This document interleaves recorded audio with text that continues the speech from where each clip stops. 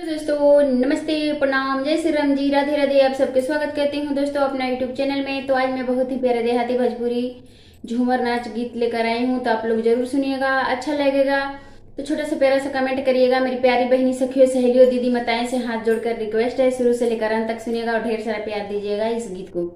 तो चलिए मैं सुनाने जा रही हूँ, बने रहिएगा हमारे इस गीत को सुनने के लिए।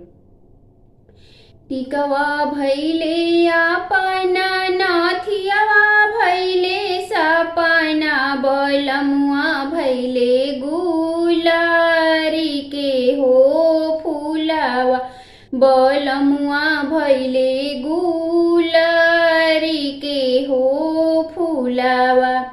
टिकवा भैले आपना नाथियावा भैले सपना अरे पियवा भैले गुलारी के हो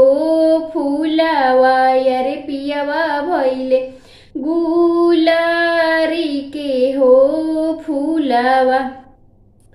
होखे देहू गुलारी के फूलवा अरे गुलारी के फूलवा जहरिया खाई मारा बरे नई हरावा जहरिया खाई मारा बरे नई हरावा काहे लाही धनिया जहरिया खाई माराबू अरे काहे लाही धनिया जहरिया खाई माराबू कमैया आधा भेजा बहो नई हरावा कमैया आधा भेजा बहो नई हरावा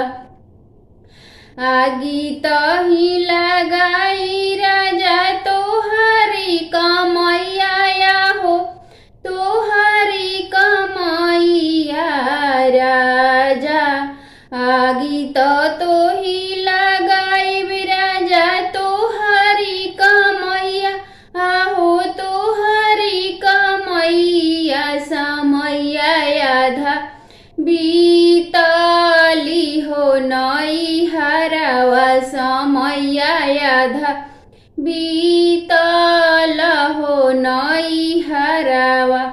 टिकवा भैले आपना नाथियावा भैले सपना टिकवा भैले आपना नाथियावा भैले सपना पियवा भैले गुलारी के हो